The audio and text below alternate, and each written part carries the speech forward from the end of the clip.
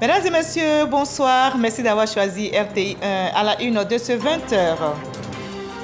Le Canada célèbre ses racines autochtones et consolide son partenariat avec la Côte d'Ivoire. L'ambassadeur du Canada résidant à Abidjan a démarré les festivités à sa résidence. La fête canadienne honore les peuples autochtones, gardiens de l'histoire et du patrimoine du Canada. Le coordonnateur du Comité national de lutte contre la contrefaçon appelle les populations à redoubler de vigilance, non seulement pour dénoncer les cas de contrefaçon présumés, mais aussi à s'abstenir de consommer les produits contrefaits. L'appel a été lancé à la tribune Tout savoir organisée par le CICJ. C'est bientôt la fête de la Tabaski. Le mercredi 28 juin prochain marquera cette célébration de la fête. Comment permettre donc à la communauté musulmane de Côte d'Ivoire de s'approvisionner en bétail pour sacrifier à la tradition? Le district autonome d'Abidjan lance la foire de la Tabaski pour mettre à disposition des bêtes à prix abordable. La situation en Russie ne s'apaise pas. Un appel au soulèvement contre le commandement russe est lancé. Des unités paramilitaires ont été signalées au sud de Moscou. Le gouverneur de la région fait état de la présence de combattants de Wagner sur son territoire.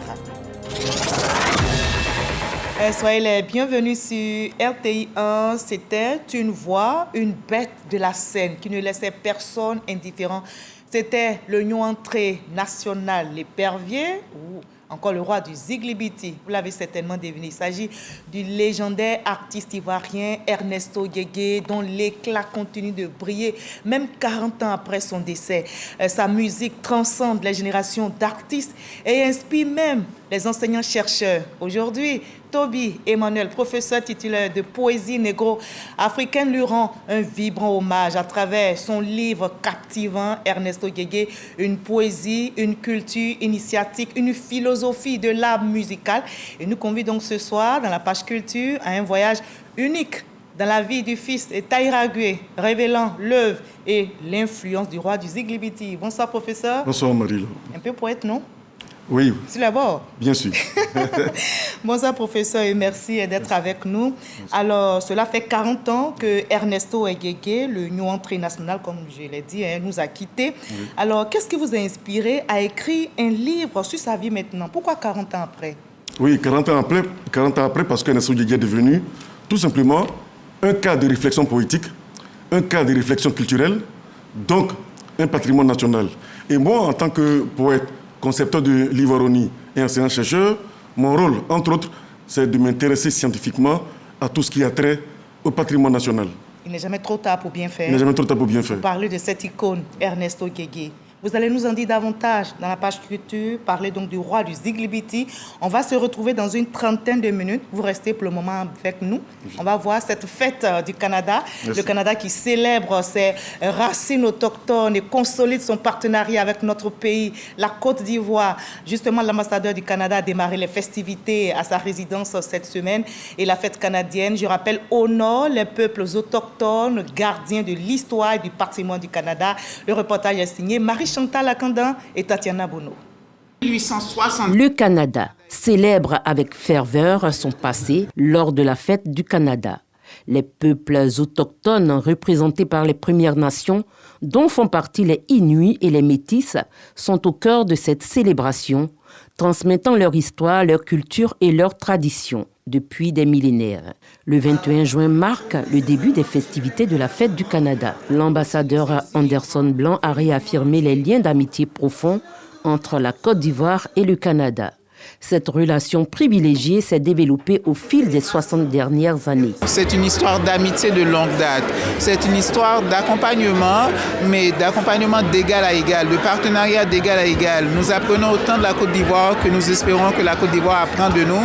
Nous avons tous à gagner à mieux se connaître. La Côte d'Ivoire, terre d'accueil, terre d'opportunités comme le Canada. Nous avons tellement de valeurs en commun. Nous travaillons ensemble pour un monde meilleur. On peut le constater à l'ONU, on peut le constater avec le leadership de son Excellence, le président de la République de Côte d'Ivoire, M. Alassane Ouattara. C'est vraiment un gouvernement qui va de l'avant au niveau de l'intégration, au niveau de l'accueil, au niveau de l'expansion économique, au niveau de la puissance régionale. Et le Canada est fier d'appuyer la Côte d'Ivoire dans cet état. La collaboration ivoiro-canadienne s'est intensifiée dans différents domaines. témoignant de l'engagement des deux pays à renforcer leurs liens. Le gouvernement, représenté par le ministre de l'Intérieur et de la Sécurité, a souligné la consolidation croissante de ce partenariat. L'occasion qui nous est offerte aujourd'hui, à travers donc, le 156e anniversaire de ce pays, est bien indiquée pour saluer l'excellence de ces relations qui datent de 60 ans. Nous avons à cœur, la Côte d'Ivoire et le Canada, de renforcer justement cette relation afin que les lendemains que nous réservons de part et d'autre à nos peuples, mais surtout à la jeunesse ivoirienne, à la Côte d'Ivoire tout entier, que cet avenir-là soit des meilleurs.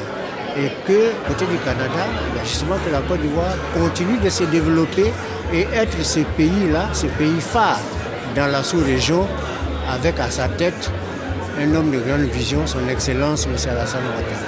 Le partenariat entre la Côte d'Ivoire et le Canada met également en valeur les diversités culturelles et gastronomiques des deux pays. Lors de cette soirée mémorable, les personnalités présentes ont pu apprécier les multiples facettes de cette relation, en découvrant les richesses culturelles des deux nations et en célébrant la diversité qui les caractérise. Attention à la contrefaçon, le coordonnateur du comité national de lutte contre la contrefaçon appelle les populations à redoubler de vigilance, non seulement pour dénoncer les cas de contrefaçon présumés, mais aussi à s'abstenir de consommer les produits contrefaits. L'appel a été lancé à la tribune Tous Savoir Sûr, organisée par le CICJ. La contrefaçon à la peau dure et continue de coûter cher à l'économie ivoirienne malgré les dispositifs de riposte déployés par le gouvernement pour lutter contre ce phénomène, a admis le coordonnateur du Comité national de lutte contre la contrefaçon, CNLC, à la tribune de Tout Savoir Sûr du Centre d'information et de communication gouvernementale CICG. On peut estimer que nous avons saisi pour environ, je l'ai dit tout à l'heure, 15 milliards de francs CFA de produits de contrefaçon. Et si ces 15 milliards, on prend une estimation globale liée aux statistiques internationales, représente, disons, moyennement 10% de la contrefaçon en réalité. Donc, on peut estimer que c'est 150 milliards de francs CFA de manque à gagner pour l'État de Côte d'Ivoire. Les populations invitées à redoubler de vigilance, non seulement pour dénoncer les cas de contrefaçon présumés, mais aussi et surtout à ne pas consommer les produits de contrefaçon. Déjà, si le prix du produit que vous avez l'habitude de consommer est inférieur au prix annoncé par le fabricant, il y a un problème. Est-ce que nous sommes en période de solde? Non. Alors pourquoi le prix a baissé?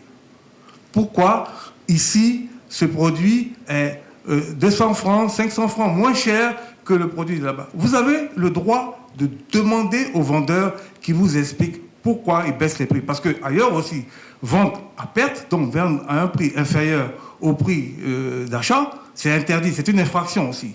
La loi définit la contrefaçon comme étant l'acte par lequel une personne physique ou morale utilise ou exploite un droit de propriété intellectuelle sans l'autorisation du titulaire ou de ses ayants droit. Une infraction pour laquelle le Comité national de lutte contre la contrefaçon CNLC peut être saisi à tout moment et par tous les moyens selon le coordonnateur. Reportage réalisé pour vous par Dangui. Et la lutte contre la vie chère s'accentue également dans notre pays. La secrétaire exécutive du Conseil national de la lutte contre la cherté de la vie a visité ce week-end même les parcs à bétail de Port-Boué et de Trècheville. À 4 jours donc de la Tabaski, avec son équipe, elle est allée s'imprégner des prix pratiqués sur le marché et sensibiliser surtout les commerçants de moutons, de tenir de tenir compte de toutes les bourses des différentes populations. Michel Mambo. Allahu Akbar, Allahu Akbar. La Tabaski, moment de partage. À quelques jours de l'événement, une équation à résoudre pour les fidèles musulmans, l'achat du mouton. Du Burkina Faso ou encore du Mali, les bêtes arrivent par centaines en Côte d'Ivoire depuis quelques jours pour renforcer les parcs à bétail et faire face à la forte demande. Mais à combien sont-elles cédées? Je viens du Burkina avec les bêtes. Ouais, les prix sont abordables, le marché approvisionné actuellement.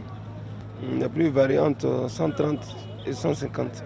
On me parlait des billets de 200 à 280, 250.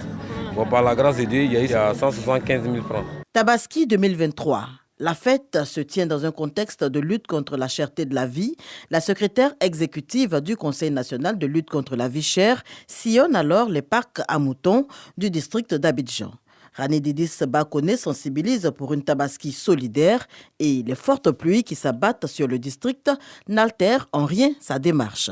À Trècheville, ce sont des éleveurs et commerçants engagés dans le social qu'elle rencontre. Soyez rassurés, nous avons toutes les bourses ici à Trècheville. Les plus petits prix varient entre 80 000 jusqu'à 1 million de francs CFA. C'est-à-dire les meilleurs moutons, bien nourris, bien traités, qui ont eu un suivi médical. Nous voulons vous demander de continuer cet effort pour que nous ayons une Tabaski solidaire. Donc avec des prix qui commencent bas. Le plus important, c'est que les familles modestes, les familles qui sont dans le besoin, puissent s'approvisionner en moutons de qualité à un prix abordable. Plus que 4 jours pour la célébration de l'Aïd el-Kébir. Pas besoin toutefois de se bousculer sur les marchés. Outre la foire aux moutons qui se tient à Port-Boué, plusieurs sites ont été aménagés pour la circonstance à travers le district d'Abidjan, notamment à Adjamé, Trècheville, Yopougon et Abobo. Et justement, la fête de la Tabaski aura lieu le mercredi 28 juin prochain. Et comment permettre donc à la communauté musulmane de Côte d'Ivoire de s'approvisionner en bétail pour sacrifier à cette tradition? Le district autonome d'Abidjan vient de lancer la foire de la Tabaski pour mettre à disposition des bêtes à portée de prix. Comme à Port-Boué, un marché à bétail à Trècheville, à Djamé, Cocody, Abobo ou Yopougon, le temps de la Tabaski.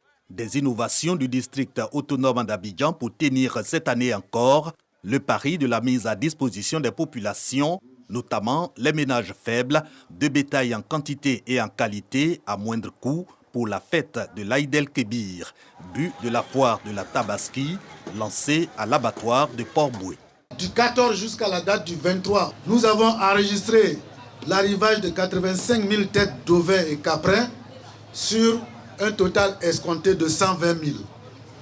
Pour ce qui concerne les bovins, nous avons enregistré un arrivage de 13 000 sur un total de 20 000 escomptés. Je vous confirme que c'est bien à partir de 75 000 francs que nous avons les moutons. Concernant les dispositions sanitaires, on a les services vétérinaires qui s'en occupent, donc ils mettent tout ce qu'il faut à disposition. Plus de doute donc, bétail disponible en quantité et en qualité pour la Tabaski 2023. Sur la question du prix, filière bétail viande, district autonome d'Abidjan et gouvernement unanime, pas de prix plancher, loi du marché oblige, mais possible de garantir le minimum de 75 000 francs CFA par tête de mouton. C'est le fruit des sensibilisations et plaidoyers à l'aune de la lutte contre la vie chère. La Tabaski a été préparée pour nous assurer non seulement de l'approvisionnement, de 2, de la disponibilité et de 3, du prix qui sera abordé. Donc des rencontres avec les opérateurs ont été tenues. La sensibilisation a été faite et continue d'être faite. Parce que notre objectif, c'est de faire en sorte que chaque musulman du district autonome d'Abidjan puisse s'acheter un mouton. La foire de la Tabaski, une initiative du district autonome d'Abidjan pour contribuer à une célébration populaire et réussie de l'Aïd el-Kébir, marque le lancement de l'édition 2023 encore, des dons du ministre-gouverneur Begré Mambé aux autorités au sommet de l'État, notamment le président Alassane Ouattara. Voilà, reportage réalisé pour vous par Léon Brou. La ministre de l'Éducation nationale et de l'alphabétisation, Mariatou Kone, a présidé dans la capitale politique ivoirienne, Yamoussoukro, la double cérémonie d'ouverture des travaux de la Commission nationale des mutations des personnels d'enseignants et d'encadrement. Et la ministre Mariatou Kone appelle à une meilleure répartition des ressources humaines, nous rapporte Kader Sogodogo.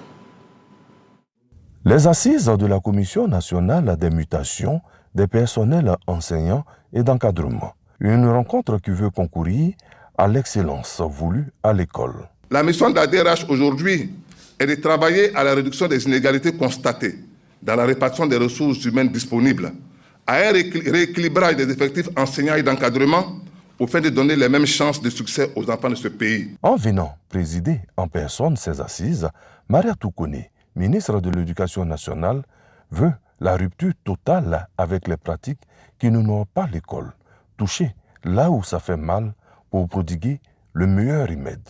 Il est inadmissible que dans un même pays, sur un même site parfois, il y ait un excédent de personnel enseignant pour une même discipline dans certains établissements, alors que d'autres connaissent un déficit. C'est pourquoi la gestion rigoureuse et rationnelle des personnels constitue l'une de mes priorités et un défi à relever.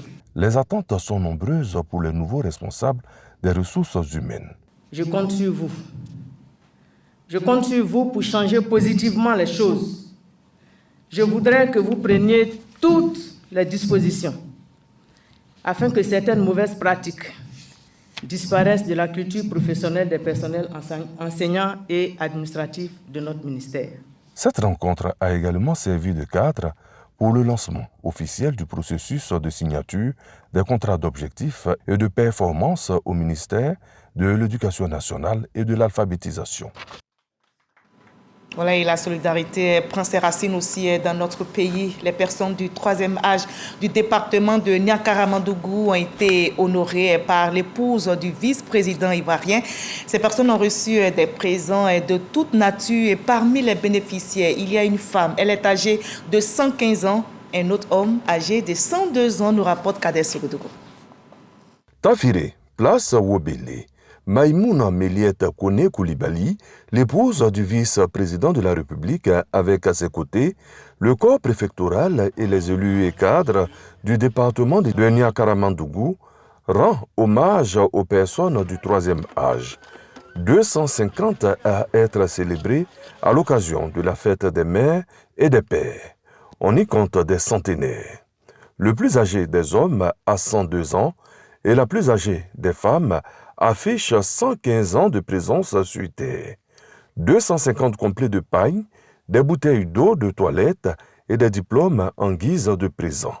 La joie est au rendez-vous. Nos remerciements s'adressent en premier lieu à vous, Madame la Marraine, pour ce geste à notre endroit qui nous va droit au cœur, mais aussi et surtout pour les nombreuses actions que vous et votre époux, le vice-président de la République, son Excellence M. Kone Timoko Meïlé, ne cessez de poser pour le bien-être de l'ensemble du département de Niakara. Maïmouna Méliette Kone Koulibaly n'a pas oublié les associations et les coopératives qui contribuent à l'essor économique du département dans les champs. Elles ont reçu au total 12 tricycles, des semences d'aubergines et d'oignons accompagnés d'engrais. Partage, amour et cohésion guident le geste de la donatrice. Le Saint-Coran, en sa sourate 4, verset 37, indique « Prends soin de ta mère, car le paradis se trouve à ses pieds. » La Bible n'en dit pas moins, et je cite « Honore ton père et ta mère ».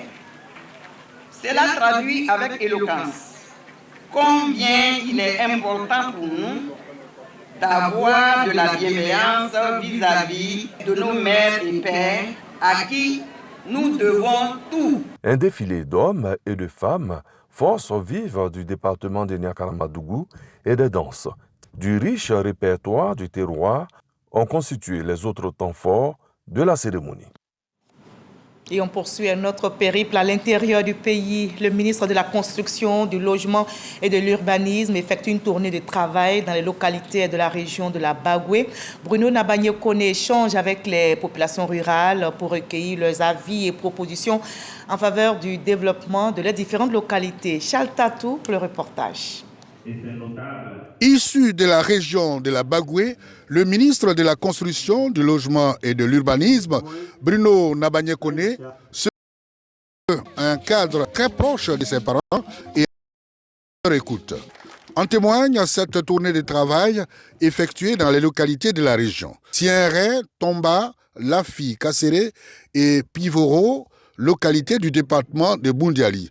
Des localités successivement visitées où les populations ont égrené des chapelets de doléances. Nous avons un château qui est alimenté par des panneaux solaires. Et quand il y a la pluie, vraiment, nous n'avons pas de l'eau. La population, et Lafi, c'est un très grand village. S'il y a des commandes, souvent même, tu as besoin de camions pour aller, mais il n'y a pas de solution. Parce qu'il n'y a pas de bonne route. Il y a des camions qui ne passent même pas ici. Vous savez, c'est une région qui a beaucoup souffert, celle que nous avons visitée ce matin, le Pongala notamment, parce que c'était une région fortement enclavée. Aujourd'hui, vous avez pu voir la route qui est en train de se faire, donc qui va permettre de désenclaver complètement cette région. Vous avez pu voir également que la production agricole progresse partout. Il y a très peu de surfaces non cultivées. Et surtout, on peut voir que les populations vivent mieux. Les opérateurs économiques de la région n'ont pas été épargnés. Ici, le ministre Bruno Koné à l'usine de transformation des noix de cajou de Kolia. Dans toutes les usines, on a ce problème. Le personnel, il ne reste pas. Et ça change d'une saison à une autre. Ou bien souvent, c'est des jeunes filles, elles vont se marier. Partout où nous passons, nous sommes interpellés par les populations. Nous sommes interpellés par rapport à l'emploi des jeunes, par rapport à l'emploi des femmes. Et comme vous pouvez le voir, il y a des possibilités. Prochaines étapes de cette tournée de travail, les localités des départements de Kouto et de Tengrela. Et à Kouto comme à Tengrela, on prépare la fête de la Tabaski, tout comme à Wongolo-Dougou. Je vous conduis maintenant justement à quelques jours de la fête de la Tabaski. Et les fidèles musulmans de Wongolo-Dougou ont reçu des basins pour la confection de leurs habits de fête. Un don de Traoré Drissa, député de Wongolo-Dougou. Kader Sogodogo. C'est bientôt l'Aïd el-Kébi ou la fête du sacrifice du mouton. À Wongolo-Dougou, la traditionnelle cérémonie de distribution de basins aux personnes démunies est reconduite. Cette année, ce sont plus de 150 personnes qui bénéficient de basins pour pouvoir se vêtir le jour de la fête. Le don est du député de la circonscription de Wongolo-Dougou, l'honorable Traoré Drissa. Il veut accompagner la vision du président de la République Alassane Ouattara qui souhaite une Côte d'Ivoire solidaire. Comme le disent les érudits de la religion, lorsque Dieu se sert de vous comme une croix de transmission entre vos parents et vous, vous ne devez plus faillir à cette mission. Comme hier, je suis porteur des messages de notre aîné, le ministre d'État, Téné Brahima Ouattara. Il s'agit d'un message de reconnaissance vis-à-vis de vous, ses parents. Vous lui avez toujours témoigné votre attachement à lui, mais surtout à notre grand aîné, le président de la République, son Excellence Alassane Ouattara. Des bénéficiaires dont la joie n'est plus à démontrer. À chaque veille de fête, nous recevons des cadeaux. Ça ne nous surprend pas. La notabilité, y compris la chefferie, y compris les chefs de terre, me charge de dire merci au président de la République, merci au ministre d'État Téné Brahima, merci à Traoré Drissa. Recevoir un bassin pour la fête, c'est vraiment un grand plaisir pour nous. Des bénédictions ont été faites par les guides religieux pour le président de la République ainsi que pour le donateur. Tous ont prié pour la paix et la stabilité en Côte d'Ivoire. Et justement, dans cette ambiance paisible, ici à Abidjan, le ministre des Eaux et Forêts continue ses consultations avec toutes les couches de la commune de Makori. Il a échangé avec plus de 2000 femmes, dont des veuves et personnes du troisième âge. Ces femmes lui ont exposé leurs préoccupations, leurs attentes. On en sait plus avec nos reporters Frédéric Oulaye et Jean Magagui. Terrain Cablambrou de Makori. Plus de 2000 femmes à la rencontre du ministre Laurent Tchagba, candidat RHDP aux élections municipales 2023. Cette rencontre est une opportunité pour ces femmes veuves et du troisième âge de présenter leurs doléances. Ces femmes font face à beaucoup de difficultés.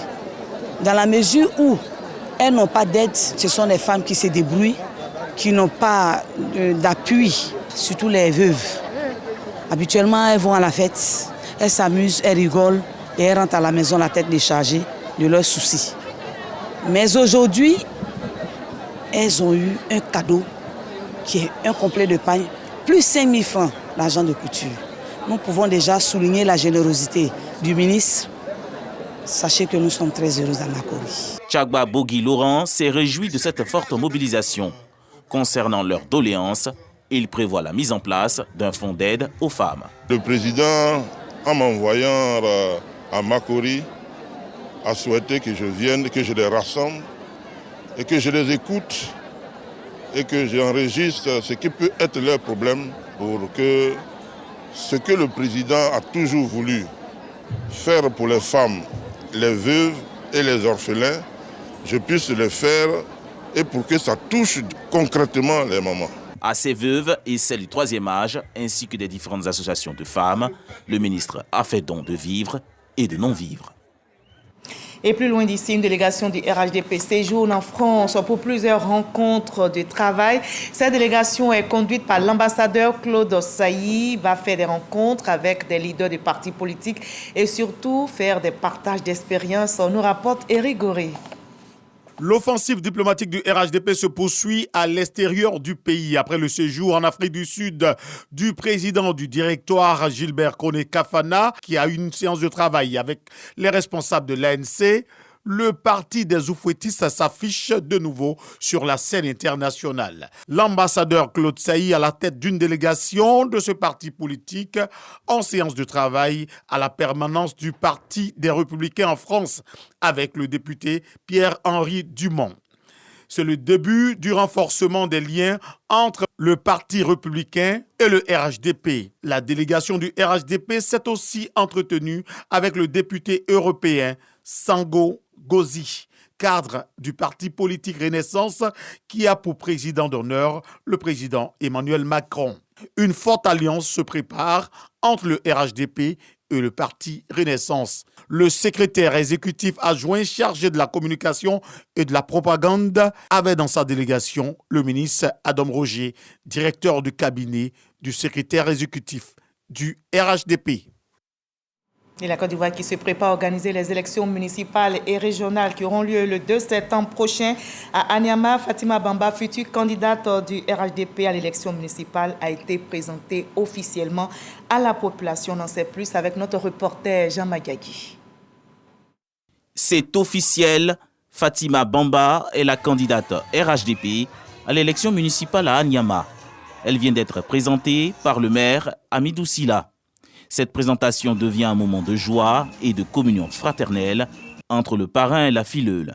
Mais avant, une série d'hommages a été rendue au premier magistrat de la commune. Le maire Hamidou Sila a remercié le président de la République, Alassane Ouattara, pour le choix porté sur Fatima Bamba. Il a par ailleurs exhorté les militants du parti à faire bloc autour de la candidate. Un militant, un vrai militant, discipliné, c'est celui qui obéit son chef aveuglément. Et nous allons faire honneur à la direction du parti. Nous allons faire honneur au président de la République. Avec votre soutien, je ferai tout pour que la liste RHDP, conduite par Maman Fatima, remporte haut la main les élections municipales. Pour sa part, la candidate RHDP n'a pas manqué d'exprimer toute sa gratitude aux populations. Je mesure la responsabilité qui est la mienne. L'héritage est lourd. Quand l'emblématique maire Hamidou Sila a marqué de son empreinte la vie de la mairie d'Anyama, il confond du coup à sa vie politique. Hamidou Sila et Fatima Bamba, deux grandes figures emblématiques de la commune d'Anyama, s'engagent à prôner l'unité pour la victoire du RHDP aux élections locales. Le PDCI s'active aussi pour ces élections locales. Le secrétaire exécutif du PDCI RDA, Maurice Kako-Gikawi, a organisé une tournée dans la ville d'Oumé et de Gagnoa. Objectif, présenter les candidats du PDCI RDA aux élections locales. On en sait plus avec notre reporter Mahama Traoré. Oumé, à 40 km de Gagnoa, première localité à accueillir la délégation du PDCI RDA conduite par Maurice Kako-Gikawi. Mandatée par le président du parti, Henri Colombe-Dié, la délégation est venue annoncer aux cadres, aux responsables locaux et aux militants que le choix du parti s'est porté sur le maire sortant, Joachim Lagui Kwasi, pour les municipales du 2 septembre prochain. Par le choix de M. Lagui Kwasi, Joachim, le président du parti a joué la carte de la continuité.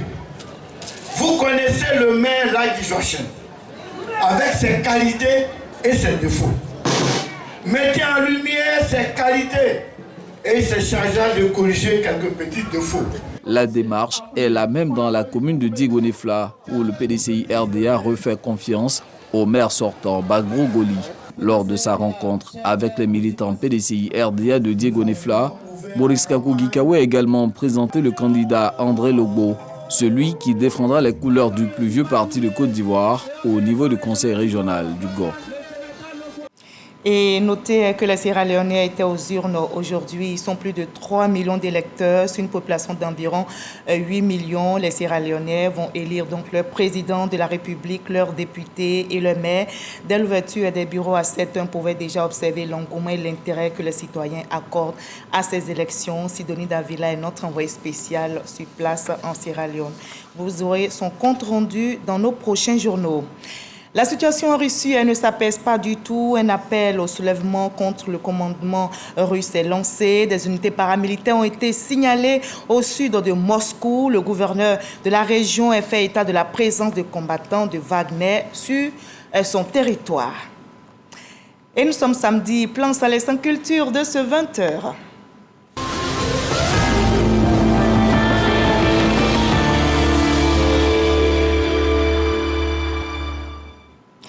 Un musée d'art de Grand Bassam verra le jour dans un an. Financé par la fondation d'un établissement bancaire, les travaux de rénovation de l'ancien bâtiment des postes de douane ont été lancés par la ministre Françoise Remarque. On en sait plus avec notre reporter Didier Nguessan.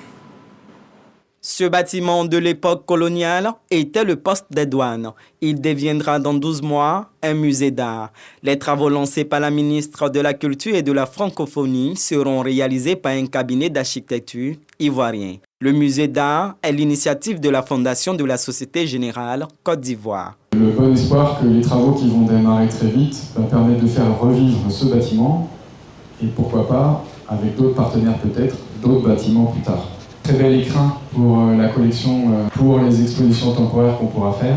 Le bâtiment rénové comprendra une salle de collection permanente, une salle d'exposition temporaire, une cafétéria et une résidence d'artistes avec un local d'atelier. Il s'agit d'un espace artistique et gastronomique. Ces acteurs culturels ne manqueront pas de venir exposer, de venir faire la promotion des différentes œuvres, les différentes parties du monde, à travers les différentes expressions culturelles qui pourront s'exprimer. Il sera également un atout pour les populations, pour les jeunes, avec en ligne de mire, bien sûr, la création d'emplois, une nouvelle attractivité culturelle et touristique et économique pour la région. Les œuvres d'art contemporains qui seront exposées sont issues de la collection de la Fondation. La rénovation respectera les lieux et l'esprit de Grand Bassam en tant que patrimoine immatériel de l'UNESCO. Et on en arrive à l'entretien avec notre invité de la page culture. Nous sommes en compagnie de l'écrivain poète Toby Emmanuel, professeur titulaire de poésie négro-africaine. Nous allons évoquer avec lui son ouvrage Ernesto Guégué, une poésie, une culture initiatique, une philosophie de l'art musical. C'est un plaisir de vous retrouver, professeur Toby Emmanuel. Et moi aussi. Je disais tout à l'heure, hasard du calendrier, la Côte d'Ivoire célèbre en ce moment même l'une des icônes de la musique ivoirienne, Ernesto Guégué, en pleine semaine de la fête de la musique. Oui. Alors que c'est une coïncidence qui vous inspire certainement. Oui, vous inspire quel commentaire? Je pense que cette coïncidence n'est que justice historique. Ernesto Guégué, c'est un enfant de la musique. C'est un homme à destin musical. Que son quarantenaire coïncide avec la semaine de la fête de la musique. De la fête de la musique, pour moi, ce n'est que justice prophétique. Ernesto Guégué, c'est une chaire musicale à étudier dans toutes les universités d'Afrique et du monde. Et justement, vous parlez de cette icône dans votre ouvrage. Vous êtes un grand fan d'Ernesto Guégué depuis l'enfance. J'ai découvert dans votre livre que vous n'aviez que 11 ans quand il décédait. Alors, qu'est-ce qui vous a attiré vers l'œuvre d'Ernesto Guégué, même étant enfant? Alors, il faut dire qu'Ernesto Guégué, moi, quand j'avais 11 ans, comme vous l'avez dit, mais à l'époque, c'était un boom médiatique. C'était des émissions télévisées à n'en point fini. C'était des concours Ernesto Guégué un peu partout, dans tous les quartiers. Alors, la mort d'Ernesto Guégué lui avait comme redonné une nouvelle vie. Et pour nous qui étions enfants à l'époque, Ernesto Guégué, c'était un mythe psychique, c'était une obsession divine. nous lui avons taillé dans notre subconscient une image à la hauteur d'un Dieu. Et je dois dire que pendant 40 ans, depuis que j'étais enfant jusqu'à aujourd'hui, il m'a hanté ce union entrée nationale. Et il continue de C'est un génie de la musique. On a toujours été, nous les enfants de l'époque, jusqu'à aujourd'hui peut-être, on avait toujours été et on est toujours émerveillés et éveillés par le génie musical de Ernesto Djedje. Et je lui devais cela. C'était une dette personnelle, j'ai failli dire une dette obsessionnelle. Aujourd'hui que je lui ai consacré, et ce livre qui aujourd'hui est rendu public, livre hommage, il faut... un livre hommage, je pense que je ne lui dois plus rien sur l'Union internationale. Ce génie qui m'obsédait pertinemment. Et vous n'étiez pas seul à être obsédé par l'Union nationale, le roi du Ziglibiti. Il était si adulé pour sa musique et sa présence magnétique sur scène. Vous en parlez dans votre livre. Ce livre qui a été lu, résumé par nos reporters Serge Pacom Didi et Franck Ouadi. On va regarder ensemble et on en reparle. Le Nuantré national, Ernesto Djedje immortalisé dans une œuvre littéraire, une proposition de Toby Emmanuel, professeur titulaire de poésie à l'université Alassane Ouattara. Ernesto Djedje, une poésie, une culture initiatique, une philosophie de l'art musical, un récit hommage à Ernesto Djedje, artiste chanteur ivoirien, arraché à l'affection des siens le 9 juin 1983. L'artiste aura brillé par la conception identitaire de sa création musicale, le Ziglibiti ou encore la danse du sucre. L'auteur y décortique à l'aune de la science le concept du Ziglibiti, concept de l'artiste défunt, son œuvre, ses textes, le contenu de ses chansons, des titres cultes ayant marqué une certaine génération, Aguissé, Ziboté, Ziglibitien, Pinekba, pour ne citer que ceux-là.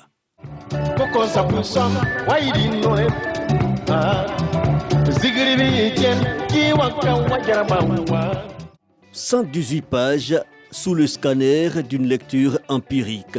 Le professeur Toby démontre que Ernesto Djedje, avec sa musique traditionnelle moderne, a oxygéné et édifié un certain public, le public ivoirien, voire africain, par la virtuosité d'un art qui, au-delà de la rythmique, s'imprègne d'une poésie, d'une culture initiatique. En quelque sorte, c'est toute une philosophie artistique et musicale. Voilà, Ernesto Djedje, c'était une voix. Oui.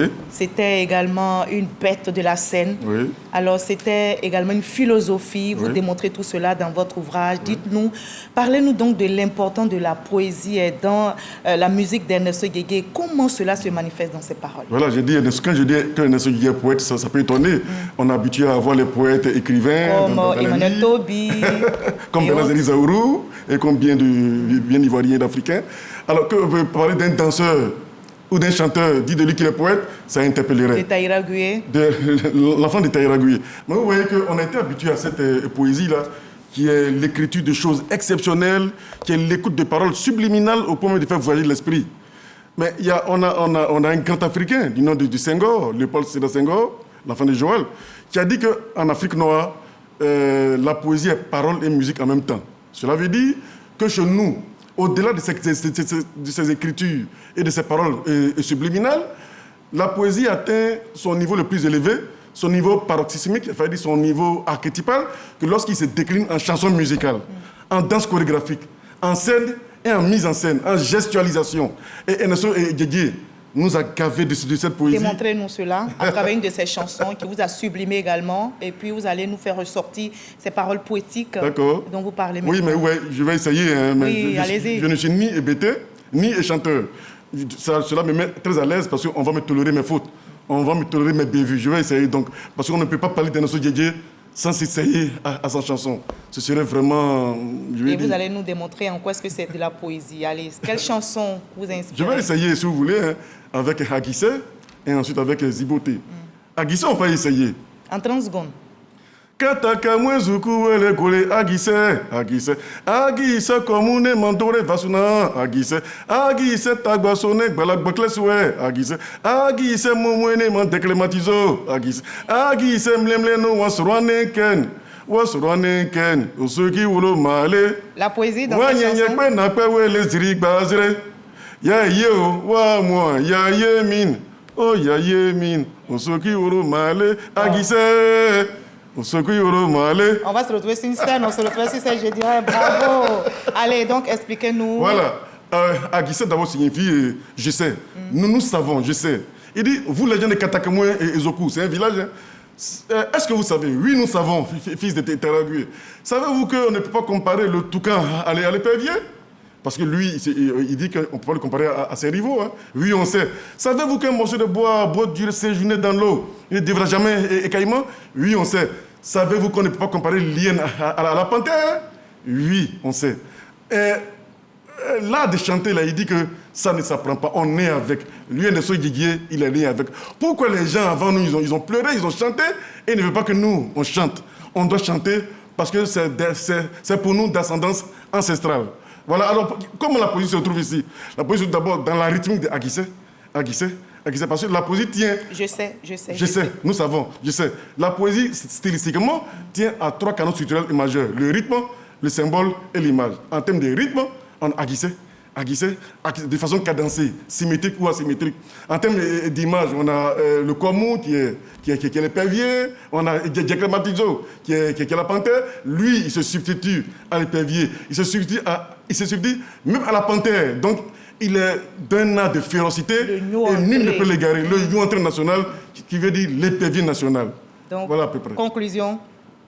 Ernesto Guiguier était un grand poète. Un poète, j'ai failli dire un néo-oraliste. C'est quelqu'un qui a fait de la poésie un spectacle médiatique sur fond de sagesse traditionnelle. Et Ernesto Guiguier, c'était, c'est vrai, la voix, une voix subliminale, mais c'était aussi des gestes scéniques qui emportaient, qui emballaient, des gestes qui t'ont aussi emballé. Le Ziglibiti, une philosophie. Vous en parlez dans votre ouvrage. C'est vraiment la philosophie de la musicale Ziglibiti. De son étymologie pété, Ziglibiti, c'est danse du sucre. Alors, j'en ai déduit dans mon analyse ici, dans cet ouvrage, que Ernesto Guiguier a considéré que son art est le sucre de sa cité, de Taïragué. Et par-delà, que son art est le sucre de la société BT, et par-delà de toute la société ivoirienne. J'en ai déduit que l'art en général, dans toutes ses composantes, musique, peinture, poésie, l'art en général est le sucre de l'existence. L'existence sans l'art se trouve être affadi et attiédi. Et de mon talent de journaliste, je dirais que l'art, donc, comme vous l'entendez dire, c'est apporte saveur à la vie. Saveur à la vie. Et d'ailleurs, chez nous, les gourous, puisque je suis gourou, nous disons que la femme, qui est le symbole de l'attachement à l'art, est le sucre de l'existence. Pour le gourou, sans la femme, l'existence est sans issue, l'existence est infâme. D'ailleurs, c'est ce que matérialise artistiquement le Zaouli, qui est l'esthétique de la beauté féminine. Le Zaouli, donc, on va dire que c'est un cyclibiti aussi. C'est un cyclibiti.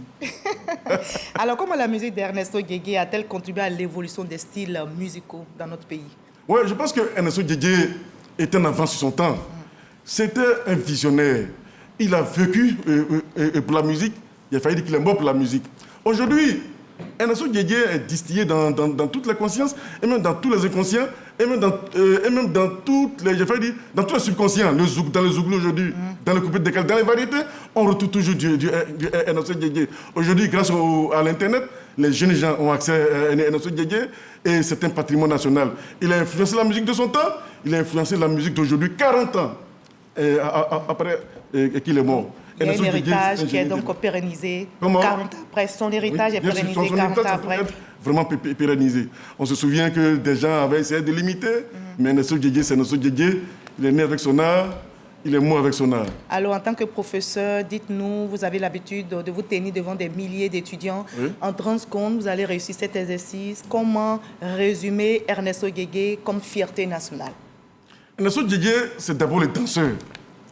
Et c'est le parolier, c'est le musicien né.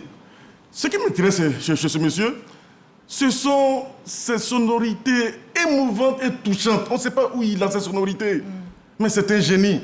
Alors, c'est aussi sa danse, le Ziglibiti, qui les occupe en ce moment, qui se prend qui se passe à mes yeux comme une danse orthographique. Et donc on devrait continuer à pérenniser. C'est l'œuvre d'Ernesto Diégué. Merci. C'est une danse textuelle. On a l'impression qu'il danse, on a l'impression qu'il est en train d'écrire un texte. C'est un génie. Merci beaucoup. Merci professeur Toby Emmanuel d'avoir été notre invité de la page culture. Effectivement, Ernesto Diégué demeure un artiste dont l'art poétique transcende les frontières du temps.